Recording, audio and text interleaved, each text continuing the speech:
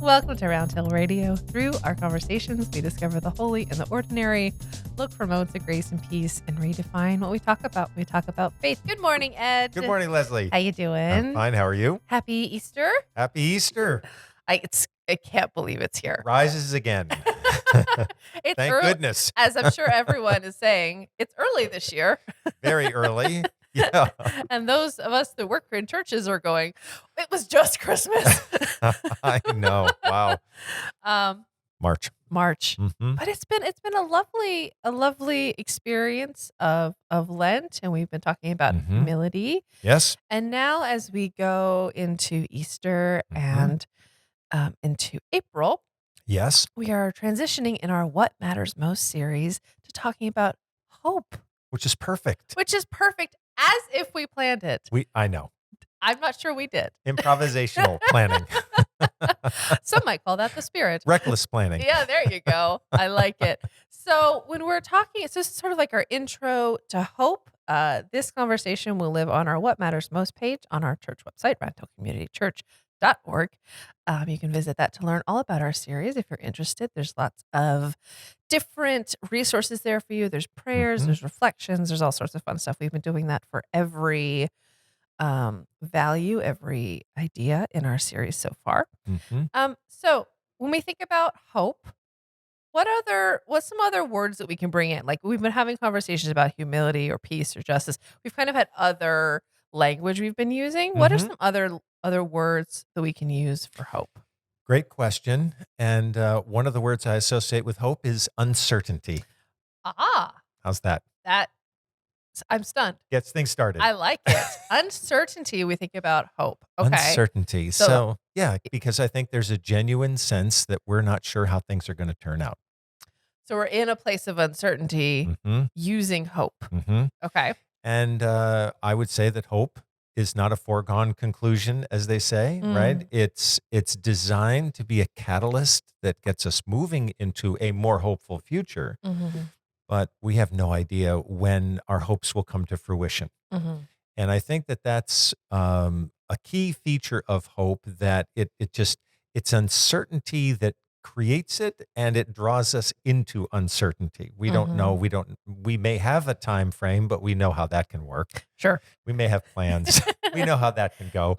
Right. Yes. So, but nevertheless, what we're doing is imagining a future that's kinder and more just and more hopeful than the one in which we're, than the present, right? Okay. We recognize a gap between the way things are and the way things they ought to be, and hope is designed to get us from one of those to the next. Okay. So sort of an idea of dreaming of hopefully a better future. Yes. Some, things more aligned with Exactly what we wish them to be. And I think this harkens back to our first virtue, actually, imagination. Okay.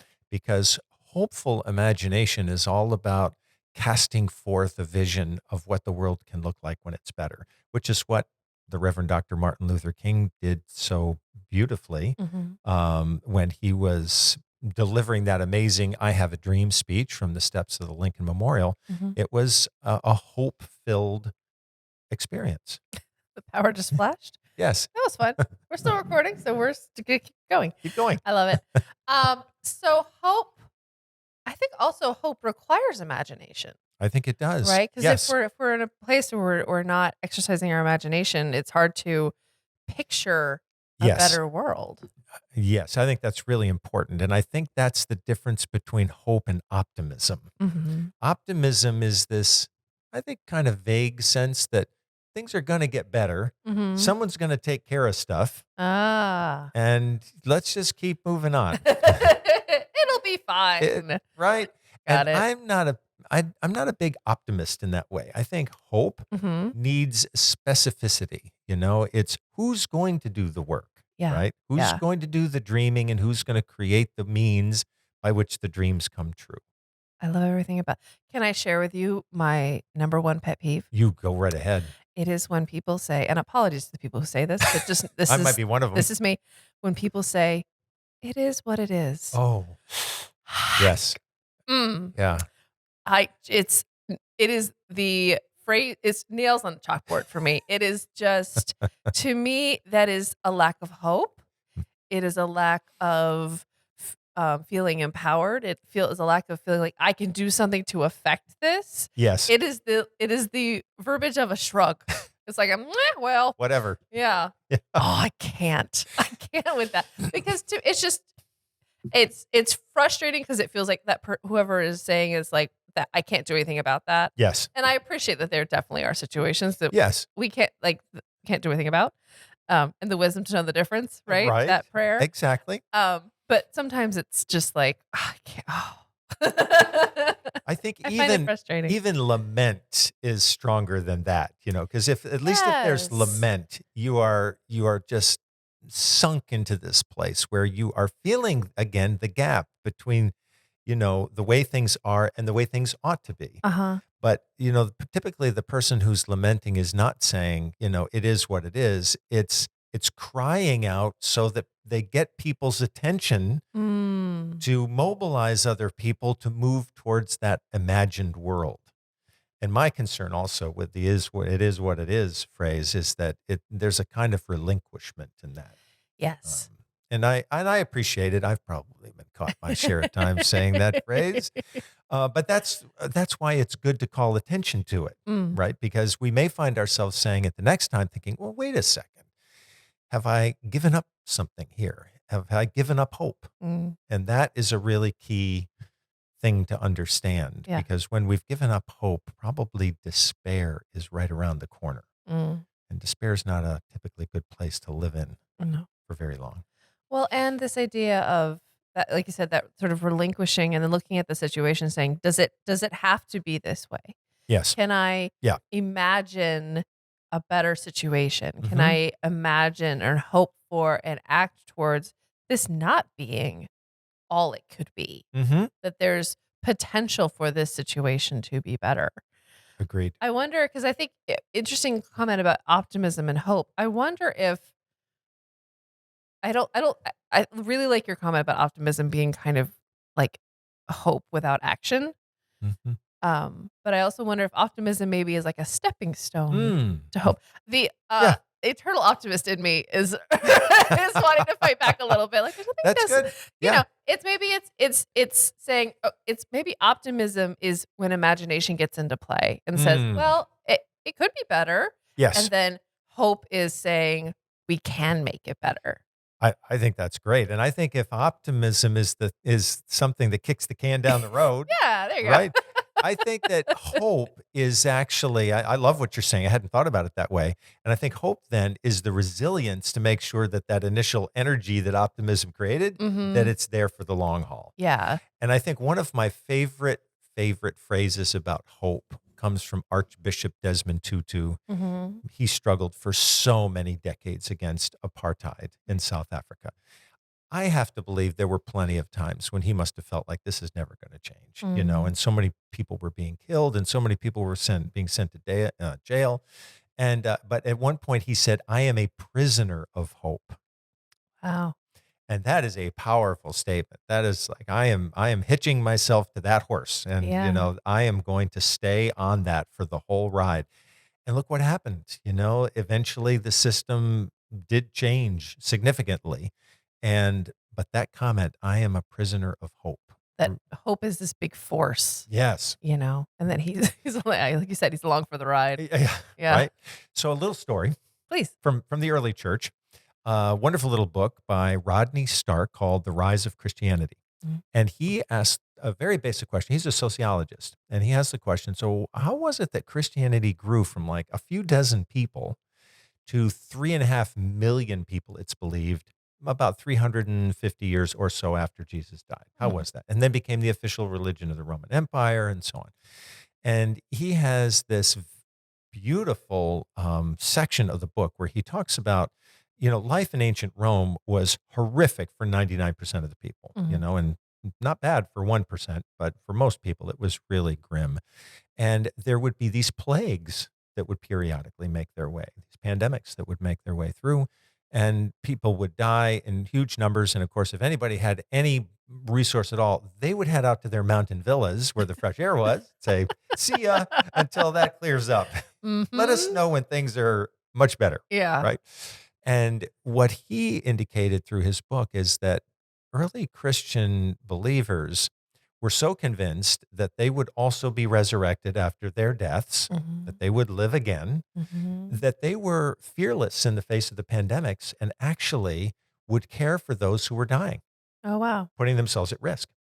So the interesting link here is that hope was tied to compassion. Hope in life Mhm. after death, gave them the conviction that they were going to live again. And therefore they said, well, if I die, so what? I may as well die doing the kinds of things that Jesus was doing in his life, which Mhm. was trying to heal people. So I think that's a wonderful way of thinking about hope as a force Mm. that then creates goodwill. And Stark argues that this was really the way in which the church grew because people witnessed that and Mhm. said, I want to be part of that. Because Mm. the alternative is, well, what do you do? Right. There's no hope. There's not much that I'm doing, for anyone else. So that's not a very attractive way to live. And it was a more compelling vision. So, bringing it back to today, Yes. how can we practice hope? Mm. Yep. Well, I've been reading a few little spiritual practice guides looking for information, and I thought one thing was really interesting. One person said, "Every time you turn on a light, think about activating hope." Okay. I like that, tying a thought to an action. Right? Yeah, Something we do every single day. And there's this wonderful little book called Tiny Habits. I think we've talked about I this think so, before, right? yeah, Where yeah. this person argues that whatever habit you want to start it at the tiniest level, and then you kind of build up from there. Yeah. And I think that I love that. It's the idea of light a candle, when you turn on a light, Mhm. when you open a door, Mm. you think about all the things we do during the day, which actually feel like they're oriented towards hopefulness. They're Mhm. creating some kind of possibility. So that's one thing to think about doing. And of course, the other one, especially at this time of the year, is planting a seed. Ah, it's such a miracle. Right? Every spring, I'm like, "Wow." It's just begging us to say, "Don't you see this miraculous thing that's happening?" Yeah. And I have heard it said that one of the things to do is to take a little tiny piece, maybe it's biodegradable paper, Very nice. but you write on that a hope that you have, Mm. and you plant that along with the seed in there somewhere. Oh, I love that. Isn't that beautiful? That And is so that beautiful. as that plant grows, or as that redwood grows, that you're actually the hope that's in there is also growing. Oh, I like that. And I think this, so I guess my last little thing on this Mhm. is that, I hear people all the time say, "Oh, the news is just crushing me. I Mm. just cannot." And I have to say, the other day, I had just read briefly through the New York Times, and afterward, I had to go out and walk 5 miles to get that out of my system. Ooh, yeah. Yeah. And I thought, well, wait a second here. When I'm reading that, it's not really filling me with hope. Right. So it goes back to that initial question, what actually am I hoping for? I mean, I can Mm. get plenty of resource or I can have plenty of resources that show me what not to hope for. Yes.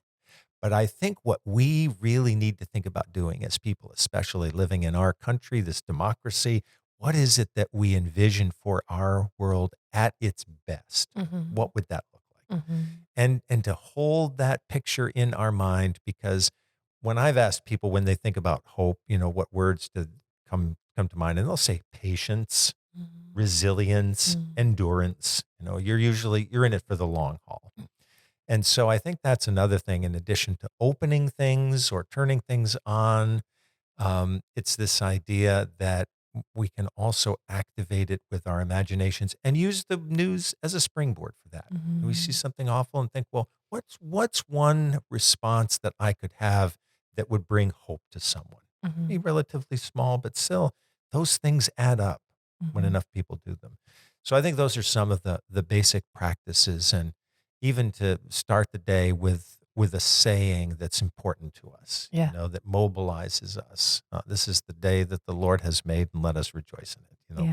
Let's move into the day with that spirit, and that's contagious. Yeah. And people can sense whether or not we're bringing that spirit into the day.